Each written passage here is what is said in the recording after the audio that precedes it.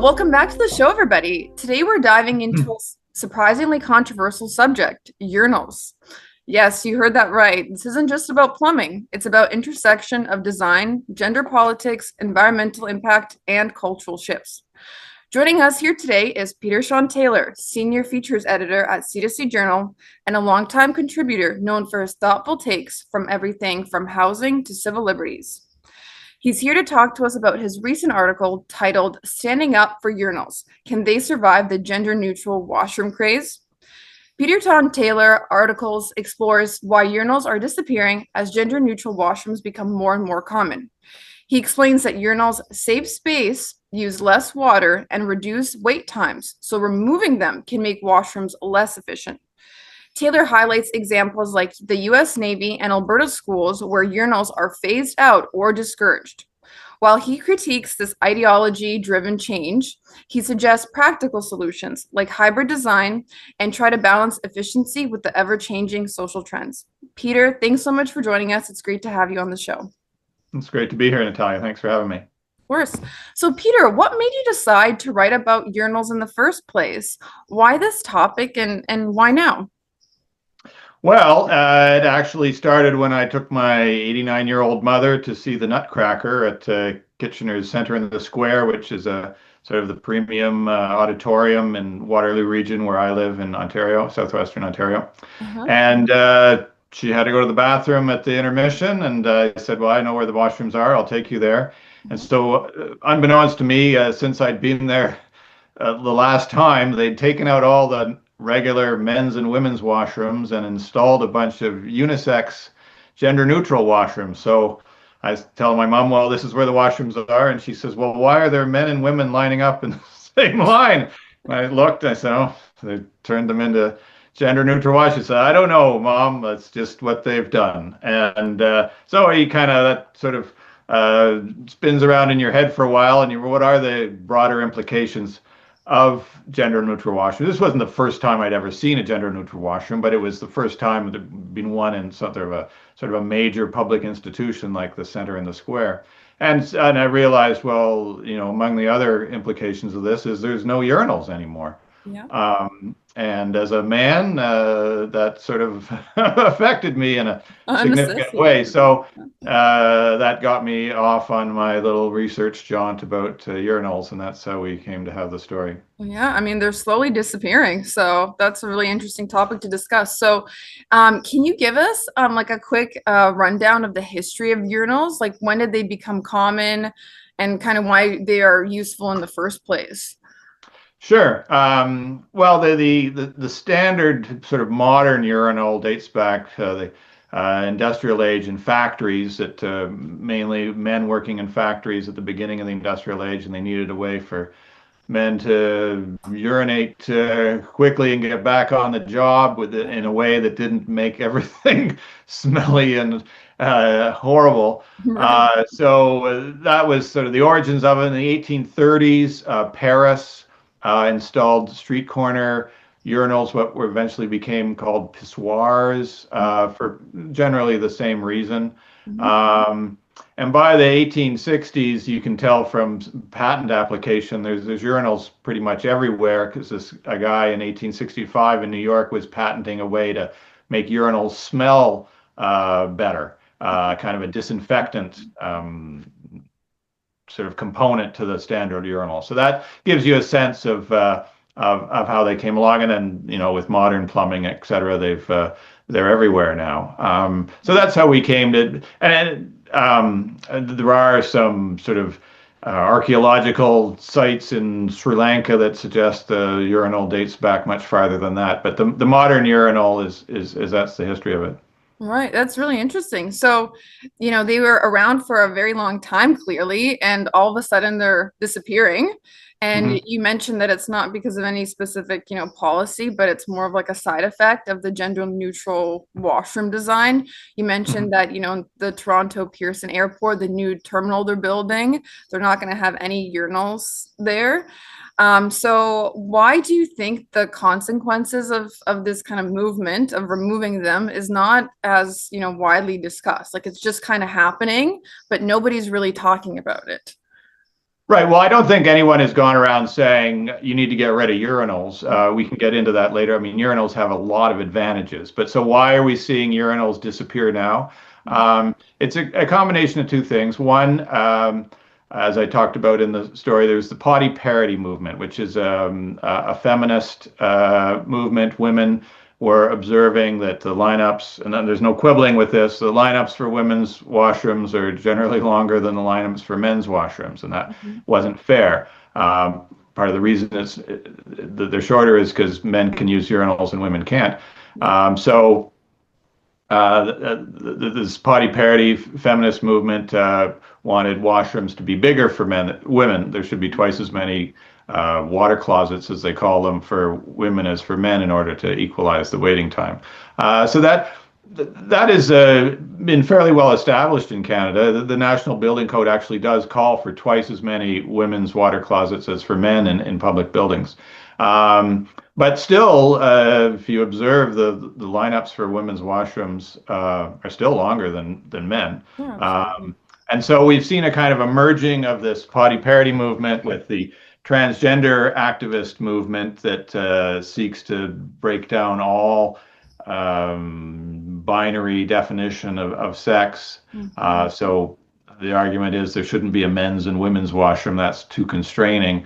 There should just be one washroom for all. And you can see how that merges with the potty parity movement. If there's one lineup, then by definition, the waiting time for men and women are going to be the same. So that's how I think we've got to the current gender neutral craze, as I called it. Yeah. But certainly you're seeing these things being installed. You're seeing separate men's and women's washrooms being removed, and gender neutral washrooms being installed in public buildings. And as a matter of course, there are no urinals in these things, and that's why the urinal is disappearing. Yeah. So if we, take out the gender politics aside, right, and we just focus on the environmental side of things. So you talk about in your article that they're much more space efficient and they're better for the environment than traditional toilets. So can you walk us a little bit through the numbers there? Sure. I mean, no one on an efficiency ground, no one would get rid of urinals. Urinals serve a very important purpose. It's why we have urinals in the first place, is that they work well. And they work well across all measures that you would consider to be efficiency standards. Um, Firstly, they take up less space. Yeah. So if you're concerned about having a larger women's washroom, or you got a certain amount of area to allocate to washrooms, you can make the men's rooms smaller because urinals take up about half the space of a standard toilet stall with a door and walls, etc. They save time, which is the reason they were invented in the first place. A man can use a urinal in about half the time that a woman can use a toilet stall for the same purpose. But the biggest argument, and you hinted at that, is the environmental aspect. Um, According to Canada's National Plumbing Code, a urinal can use a maximum of 1.9 liters per flush. Mhm. A toilet in a commercial institutional setting, such as any kind of or industrial setting as well, uses a maximum of 6 liters per flush. So a urinal uses a third of the water, less than a third of the water of a toilet. So if you force a man to use a toilet to urinate, Mhm. you're wasting over 4 liters of water every flush. Mhm. And that's potable, municipally provided water. So you have this sort of bizarre situation where you've got these gender activists who probably also will claim to love the environment as Yeah. well, who are advocating policies that are wasting an enormous amount of water, like 4 liters of water every flush. in a public setting across the country. That's hundreds of millions of flush. I don't have figures on it, but it's clearly a very large number that Yeah. we're wasting. So that to me is the killer argument for urinals, that if you get rid of urinals, you're promoting an enormous waste of potable water. On an efficiency basis, there's no contest. It's clearly an ideological argument that is getting rid of urinals. Absolutely. I mean, you already touched on this, but I was just going to say the same thing. I think it's really interesting that the same people that are activate, are pro gender ideology and want these urinals gone are also, all for the environment. Yet this is the complete opposite for the environment. So I Yeah, think it's an that's, unintended consequence of yeah, I think great that's really magnitude. interesting. And yeah, they don't really realize what they're doing there. So. All right. So one of the striking examples that you used in your article is the U.S. Navy's new aircraft carrier removing urinals entirely. What do you think that tells us about this shift that's taking root across many, many big institutions in Canada? Yeah, it was that was 2017, I think. The USS Gerald R. Ford was the first of the United States' new model of aircraft carrier, and it doesn't have urinals. Ostensibly, the reason was 18% of the crew are female, and they want to move crew around for various reasons, I guess. And so it didn't make sense to have a separate men's and women's washroom. Though, I mean, I interviewed one guy who's involved in the plumbing business in the U.S. Who said he had heard from people that service the U.S. Navy contracts that subsequently they came to realize that they were wasting an enormous amount of water. It's too late to change things, but the water usage, as for the reasons we just discussed, was substantial. And on a boat, a ship the size of an aircraft carrier, that's a huge deal. It also, space is at a premium on any naval ship, especially an aircraft carrier, Yeah. and they wasting space by putting in toilets over urinals. So I don't know if the U.S. Navy has had a second thought about this. The ships are built, so there's no, I don't know, there's any going back, but it's just a sign that of what we talked about, the unintended consequences, something that seems like a good idea because it's promotes gender equality, can actually, turn around and bite you for reasons that you didn't consider. Absolutely. Yeah. And so you mentioned that Alberta is stepping back from a policy that would discourage urinals in new schools. Can you talk a little bit more about that?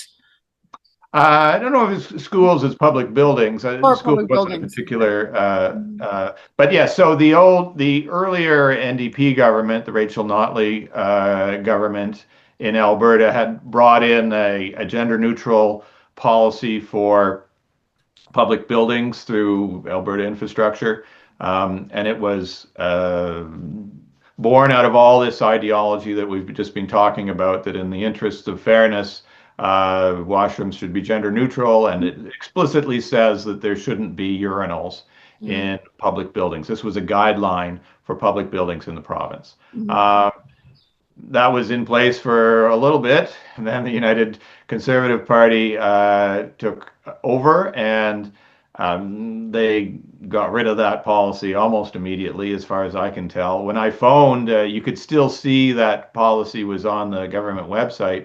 Mhm. When I inquired to the ministry about, is this still in effect, and are you really banning urinals?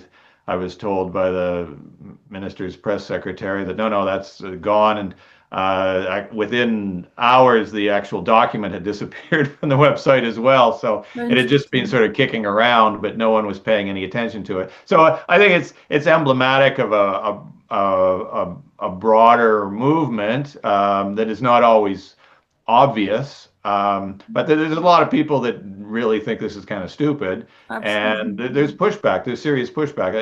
As we said, there's a lot of activism is behind this, not really thinking things out, ignoring all the efficiency arguments at play, and just sort of being driven by a gender agenda.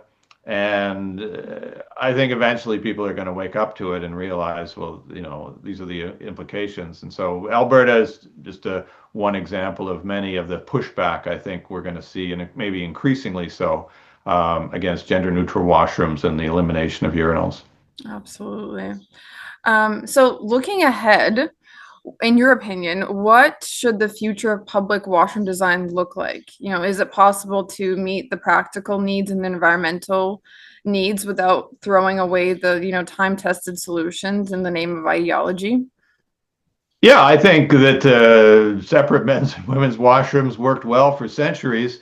I don't see a particular need to get rid of them now. The transgender folks will say it's discriminatory to have a male and a female washroom, and that there's all this, what they call violence, but it's not really violence involved in them.